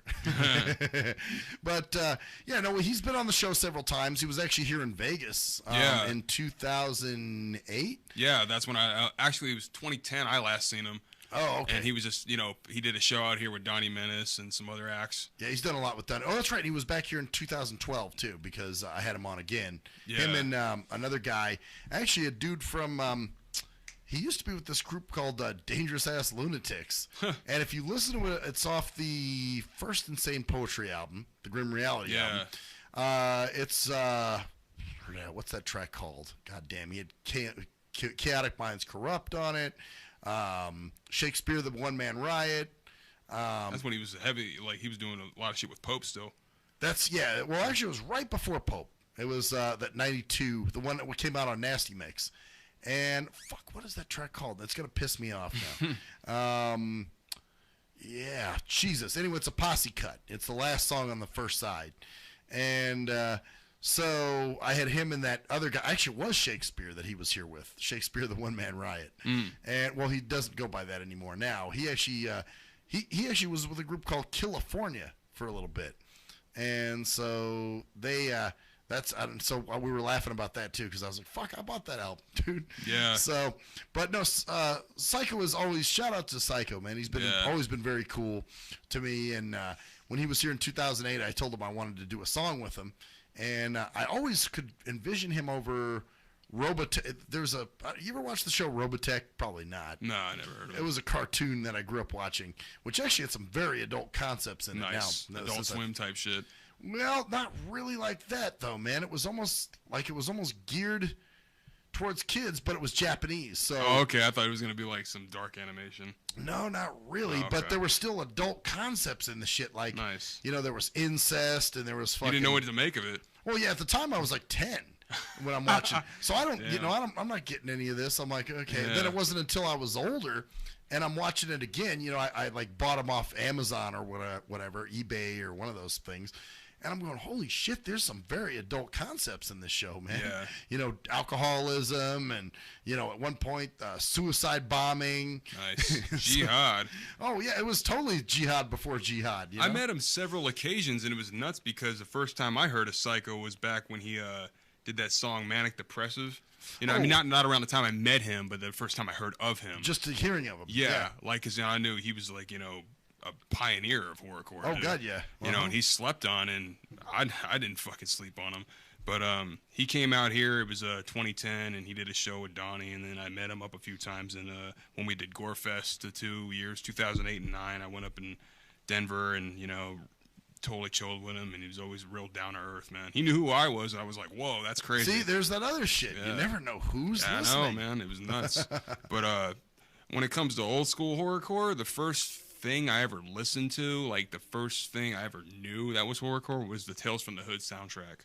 Oh, that's funny because that wasn't even really horrorcore. Yeah, oh, it definitely was, man. You got like the movie was. Yeah, the movie, but the soundtrack had like a whole bunch of shit, like Enemy, and I forget the other guy that was on it, and Talking to Myself, Mr. Crazy K, where you been? Cause I've been looking for your crazy ass just to put these slugs in. There was Spice One was on there. So Spice One had a track that was pretty hard. Born to Die. I did a cover of that. Oh, really? Yeah. It was on the Archives Volume 2. That was the 5th album. I know Scarface and the Face Mob had a track. Face Mob in the house. Yeah, that was shit. Yeah, I guess there was a little bit of... Oh, dude, it was a total horrorcore album. But then again, they had other tracks on there, like South Central Cartel had a song called they had, 6 Steps from a Grave or some shit like that. They had like 10 Seconds from a Grave. 3-4 different hip-hop or R&B acts, if you want to say that, but it was predominantly a horrorcore album, big time. That's funny. Yeah, it was sick. It was like, wow. And then, that the other pushes came along. I started listening to old school ICP, and then I heard of Brother Lynch, and then, Esham, and And I was just like, wow, this is what this shit is, dude. Yeah. That's when it was most raw. Well, and that's it. That was real when horrorcore was good. Yeah. You know, now everybody has kind of swinging, commercialized it, and you know, everybody's horrorcore that and horrorcore that, and you're just like, oh. Like, it's cool, but dude, like, they make it so cheesy. Yeah. You know, like, I think if you're gonna do horrorcore, it should be done a certain way. Don't make it like whack as fuck. When ICP started doing shit, and then like 2002 when they dropped the Wraith. Oh yeah, yeah. Oh, I wow. really. You like that album? That was abomination. I was gonna say I'm like I can't believe you liked that. No, God, it was shit. Yeah, it only had like 2 good songs, and then you put the Hell's Pit album in like maybe 3 at the most. It was just garbage, dude. The last thing ICP did that was good before they started this plethora of shit was Bizarre. I thought. See, for me, they lost me. Well, Jekyll Brothers was good. Yeah, and then that was after my favorite Joker's card. They lost me after that. I was like, I'm not feeling them too good. They just got really weak, really unoriginal. Ran out of shit to say. Especially when still doing it. Especially when they're covering that song by Firefly, the '80s song, "Let's Go All the Way." Yeah, and I'm like, let's go all the way to mainstream. I'm like, dude, really? You guys? I guess. You know, I'm like, it's a pretty good cover, but what the hell are you really trying to say? Is it a cover, or are you just trying to say more? Actually, it's kind of. I hated that, how they were up and down, like, be underground, don't tell people about us. Oh, but we're on MTV. Yeah. And I'm like, why not Bill O'Reilly and all kinds of other shit? Yeah, it was stupid to me. I'm like, you don't know what the hell you're doing anymore. So I didn't really I wasn't a Juggalo anymore after that. Yeah, kind of lost. Yeah, like I'm still down for that old shit though, the real old school wicked shit like Riddle Box and Malenko. Oh, those are great albums. Yeah, those are tight, you know. But their new shit's terrible. After that, or just then so many of these other groups that were popping out. I'm trying to remember. There's someone. Trash bin back there. Oh shit! Is there anyone over there? I think the only one's in the bathroom. Yeah. But so the thing you sent, it was a picture, and you said there's some shows that you're gonna be doing here. Oh no, like no, I'm just I'm kind of trying my hand more, you know, comedy, since I've been such a comedy fan my whole life. Oh yeah. You know, and like when I did Portrait, you heard more of it. Right. I delved more into my humor, and I just been. Past year, I've just been kind of writing bits, perfecting my craft. By the way, you're probably going to hear a VECT collaboration at some point. We were talking about that a minute ago. We need some closure in this bitch. And I just thought of an intro. That's going to be funny shit. I want to, definitely. We got to do some humor stuff, dude. Oh, yeah. So if we fucks with each other, that's the way we do it. Comical shit, man. Yes. Just something with some clowning that we can do. So, there's, there's a group, not to digress, but they actually we banned them off the show, man. They can't come back. Oh, wow. They call themselves ENK. They're from Boulder City. I don't know. Have you ever heard of them? Mm-mm. Okay, that's all right. You're not missing much. I'm not missing a lot anyways, because, like, most people just don't focus on it anymore. Like, even friends, you know, like, I kind of just indulge people occasionally more so than commonly. Right. Oh, yeah. Absolutely. So. Well, ENK, if you ever get the chance, just look them up on YouTube. And ENK stands for Every Nigga Killer, supposedly. Wow. Yeah, that's your. I could have came up with the name, writing it in shit. That's better than that. I told you, man. That was terrible. Well, you know, the thing was, their music was so bad, because this is back in the MySpace days, that I was like, you know what? I want to get these fuckers on and find out what they were thinking, you know, when they made this shit. And they knew they made bad music. But the problem was, they really tried too hard to be shocking. And like they were talking about having sex with kids, and you know, and at one point, I guess the straw that broke the camel's back. One of them, this is the old studio that you went to on Jones, and one of them took a thing and wrote and put it on the wall and said, "Sodomize a child until you get tired." And I guess you know, the mayor. Next day, there was another show that was in that had the mayor coming in. And the mayor was like, "Fuck this! Yeah. I'm not going on this radio." You know, so the mayor refused to come on the air because of that. Wow. And so I'll joke around shit all the time. I got a sick sense of humor. Oh yeah, me too. But you know, when you mean that shit, dude, you're foul. Well, that's it. Or the fact you're even writing shit like that on the wall. That's way fucking. You know. So Jerkman was like, "Yeah, they are banned from all talk," and I was like, "Well, good. I needed an excuse to ban those fuckers." But anyway, yeah, it's pretty funny, man. If you ever get a chance, not to give them any plug or anything, but Actually, fuck it. Let's give them a plug. That's such horrible shit. If you want your shit to sound bad, that's what you listen to. Yeah. So, and if they've tried to prank call into the show a few times, and what hurt? Yeah. Oh, yeah. Because they put it on their MySpace that they're the first group to ever get banned from All Talk Radio, and they're proud of it. Like, wow, real good accomplishment. I don't like people who try to purposely get hated. Yeah. Like, I think that's such a stalemate, and it's just so reversal because I'm hated just for being me. Right. And I never tried to make anybody hate me. I just know that there's going to be haters no matter how good you are, especially if you're doing it as dark and edgy as I always was and profound, because people heard my shit. They're like, it's real, it's dark, it's like, it's fucking crazy to me. And I always said, I'm not really trying to shock anybody. I'm just trying to, deliver with a closed fist. Yeah. So, I'm not really trying to rip your head off unless you give me a reason to. Well, my thing was I was always responding to haters. That's why you heard me insulting so many people. Yeah, I usually just shunned them. Well, it was one of those things of, all right, if you piss me off, or you, like you said earlier, if you wrong me, I'm going to talk about you. So that's why I smashed on so many people. Yeah, I shunned a lot of them, but when it really came down, if you're just that good of a name, you got dropped like, George Bush. I couldn't leave that one alone. I dissed him and fuck it all. Oh, yeah. So. Well, who didn't diss George Bush? Right. Jeez. And hell no to cell phones, I dissed Palin. Oh, yeah, that's right. So. Wow.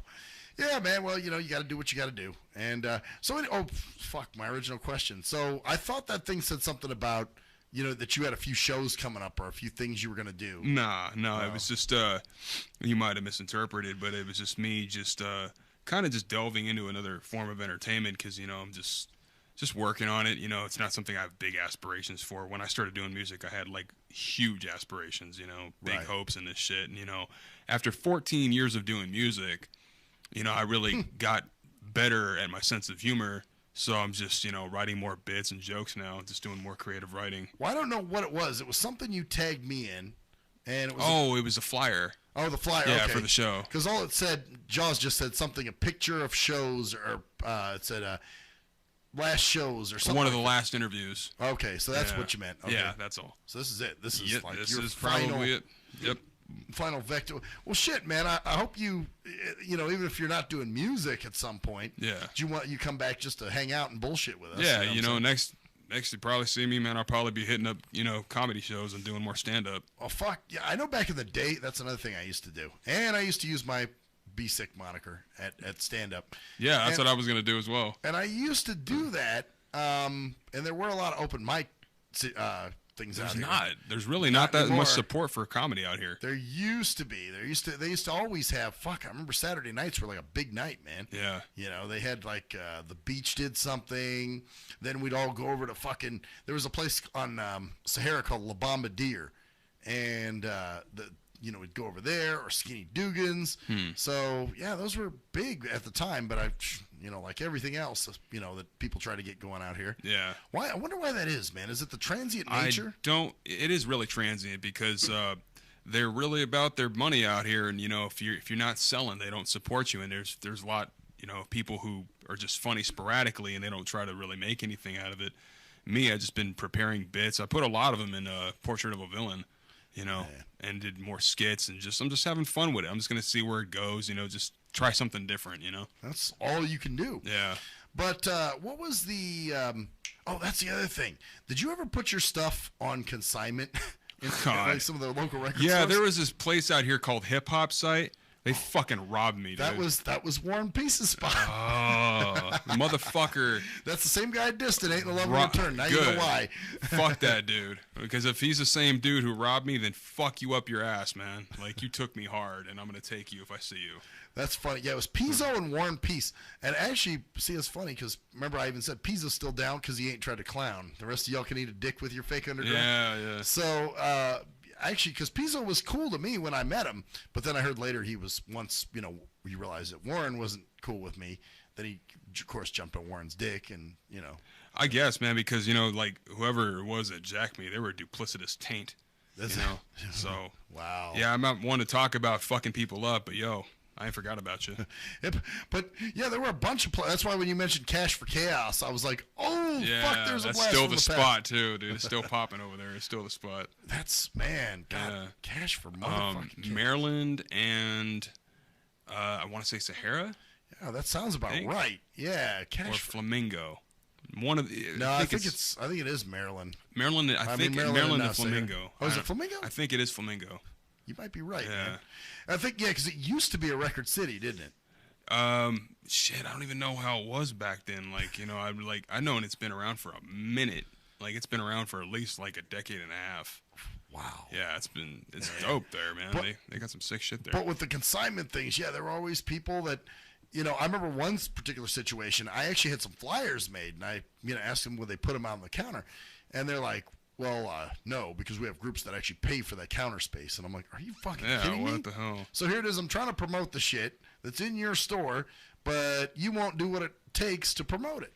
I know, man. It's like a double standard in almost everything you approach, because I was at Cast for Chaos, and I was somewhat interested in putting my shit on this consignment, but I was like, no, I'm just going to slang these to rest because I got dicked over a lot with sales. Oh, yeah. A lot of people that were supposed to sell merch and, hard copies, really bowed out on me, or they had something happen.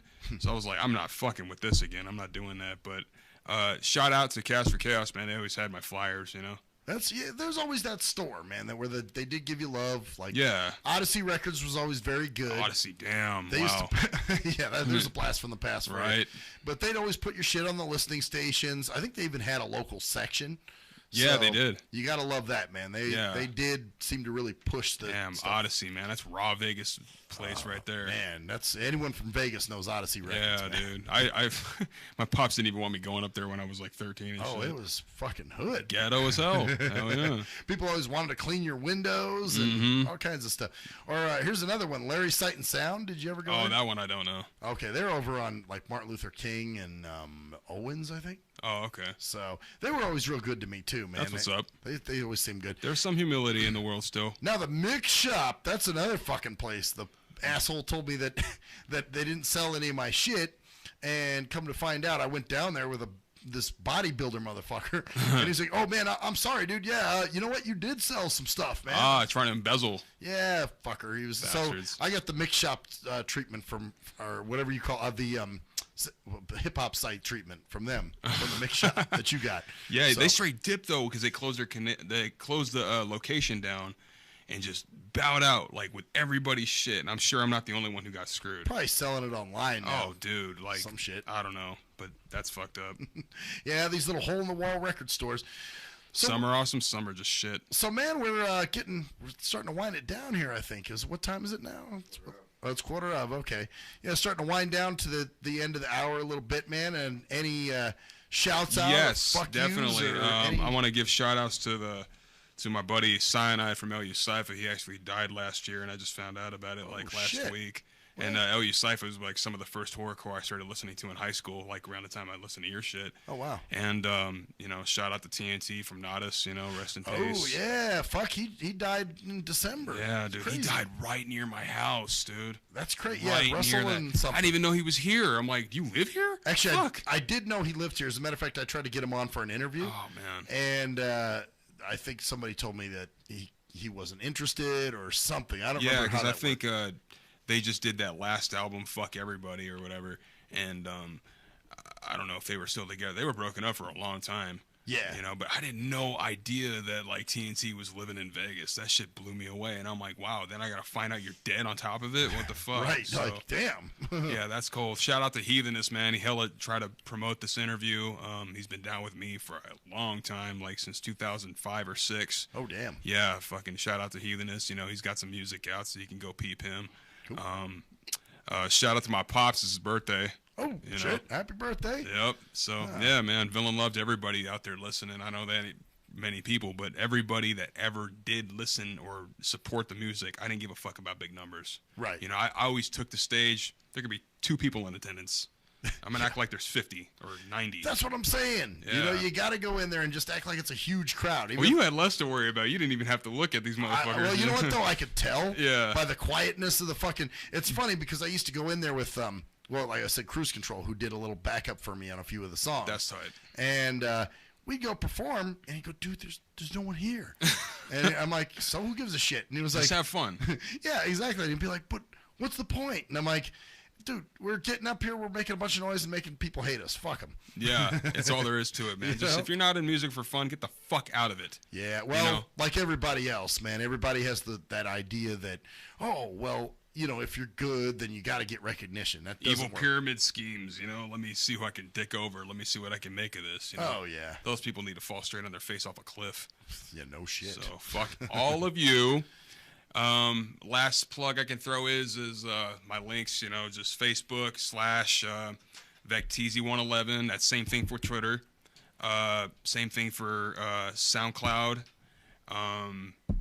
If you just throw my name up in search, man, a lot of things will pop up. I'm on Reverb Nation, just /VECT. And I guess this is the last bit right here. You Google VECT from Las Vegas. Yeah. Yeah, we still got like another, it's a couple minutes yet, 5 minutes or so. I got one more track left or what? No. Where is it? We played all your shit. Oh, okay, that was it. Yeah, Okay. we played them all, man. I mean, everything that I brought at least. That's what's up. There's more stuff at home, obviously. So Yeah, man. Villain Love, Spread the Infection if it's still going around. Oh, yeah. I'm just kind of out the game. I do it occasionally. Right. You'll still hear from me here and there, maybe. One of those things, if you want to drop a verse or somebody wants you to perform. If anything, this guy, definitely. Wow, man. This dude was influential on me like a motherfucker when I was young. That is so funny. Crazy. And I didn't even know it was him first time I met him. I just placed the voice somewhere in my head. Somewhere deep in my cerebellum. I'm like, I heard this voice before. This is one of those things that when I get out of here, I have to, the processing is not done. So I got to go home and like humble and mull it over a bit and be like, okay, let me think about this. All right. I influenced this fucking guy with my stupid shit. Yeah, dude. Because it was deep and funny, and that got me. Wow. It was like ICP number 2 or some shit. It was funny to me. It was so deep crazy. as hell. Yeah, I think when I started giving it up, man, was like 2004, and I got a call from somebody locally, and she wanted me to come and do. It was like an American Idol thing at one of the hotels or something, and they wanted white rappers, and I'm thinking, what the hell? I'm like, I know what this is going to be. They're going to make fun of us. Yeah. I was like, fuck that. I'm not doing that. Yeah, I wouldn't either, man. That's that. First off, that racist shit. I don't play that. Well, that's it. And she was like, well, they really want white rappers, and like, fuck white. Who cares? Yeah, the fact that you mentioned my ethnicity, Yeah, that makes me totally deter from you. Yeah, well, I had something to do that day anyway, and I told her that. I said, I got this. She's like, well, why don't you cancel? I'm like, I'm not for you crazy. Yeah, fuck off. Yeah, so there was that kind of shit, goofy shit where they were gonna make fun of you. Or gong shows. They did a gong show on the Strip one time, and Steve Shore from Cox Cable was there. They tried to pull me into a lot of shit too, and I was like, I'm not part of any of this anymore. Well, my thing was for a while there was. Yeah, I know that's the jaded mentality, man. After a while, you're like, fuck this. Desensitized. But when you were all happy and loving the world, remember all the dumb shit you did? Yeah, you were down to do anything. It didn't matter. I mean, you had heart. Somebody would be like, oh, we're going to do a thing in the park. And you're like, oh, right. You're just bursting with heart and joy and just hope. Oh, fuck that. You can. And then, it goes upside down. Yeah. In that note, we still don't know who's listening. But anyway, I'm Maxwell Silverhammer. And I'm VECT Easy. Yeah, bitches. And that's the story there.